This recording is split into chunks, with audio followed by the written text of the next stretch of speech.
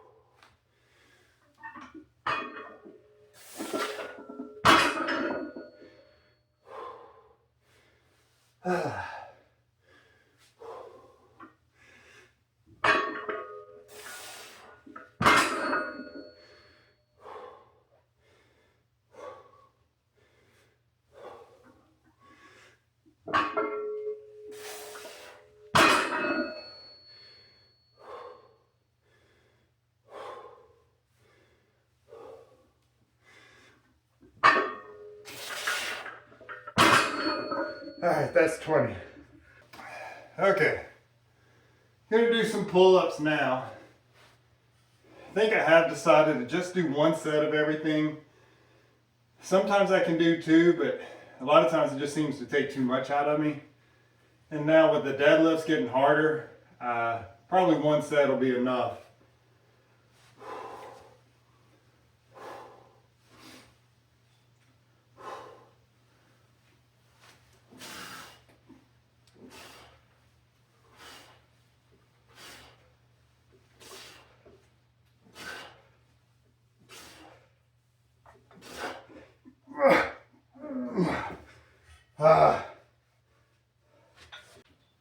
So this is side raise.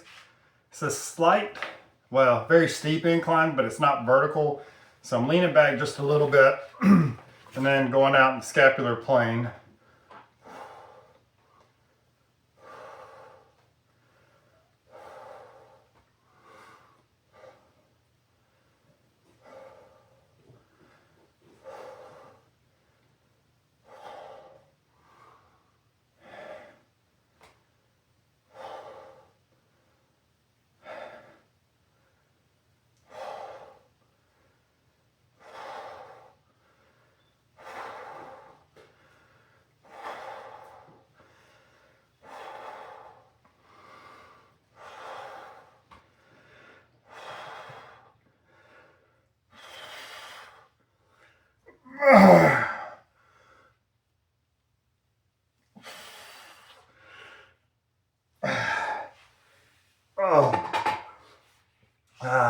So some things I like a little more explosive, like the pull-ups.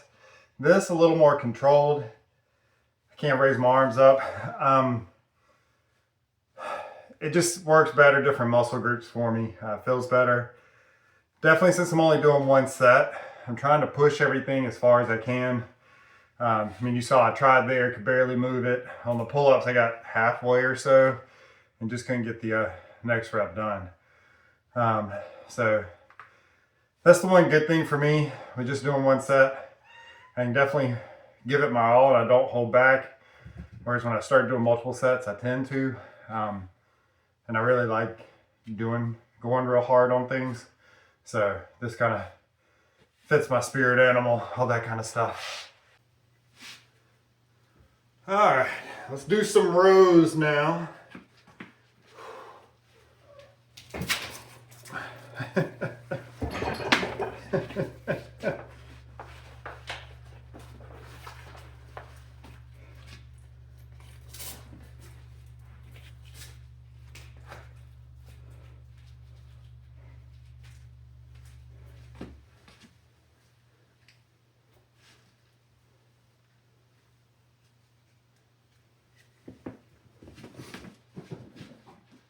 Okay, time for some rows.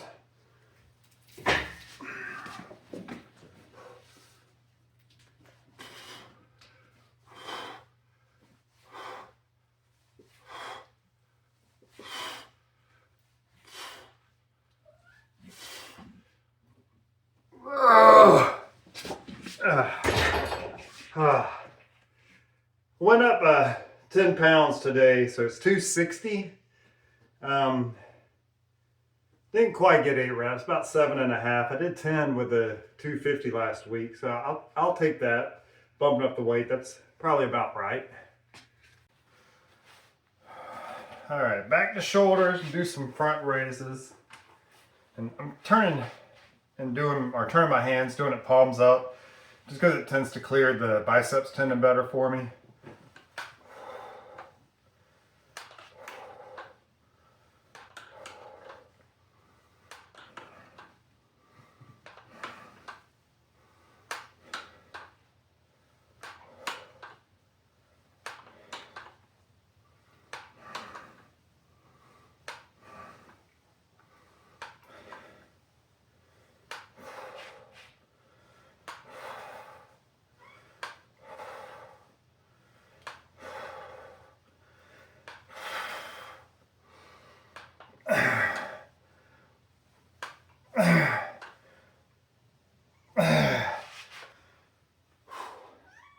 Last up is slide incline dumbbell press.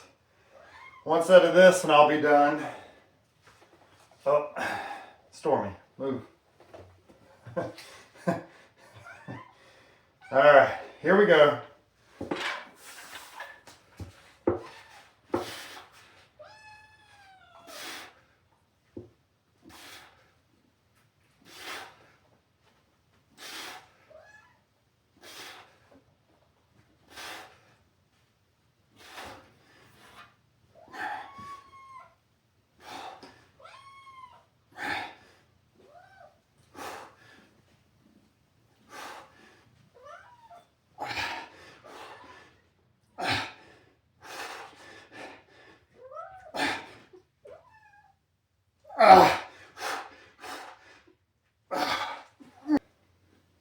All right, y'all, that's it for today. I'm worn out. Going that hard on everything and being whole body, that's a tiring workout.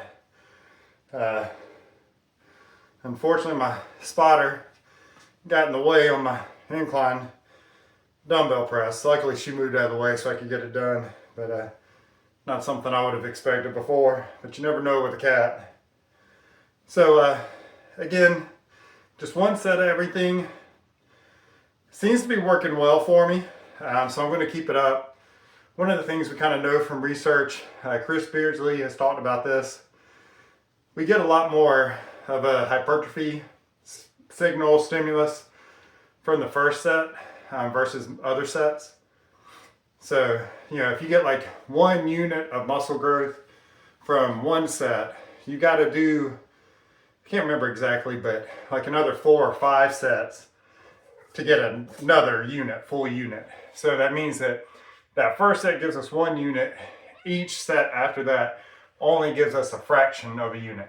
So I remember the total was like 5 to 6 sets to get 2 units of hypertrophy. So with this, I'm just kind of maximizing the amount of work being done for what I can get. Not necessarily maximizing, the most muscle growth I can get each workout. But like I said, based on my weight gain and different things seem to be moving in the right direction. Body weight's going up pretty quickly. Don't seem to be getting a whole lot of fat gain with it. I'm not saying there's none. There's definitely some, but that doesn't seem to be the primary thing that I'm gaining right now. So again, this works well for me. I did this same type of workout in the past, and that probably helped me put on most of the size that I have. After that, I went to training more specifically for either climbing or sprinting, so more athletic type training.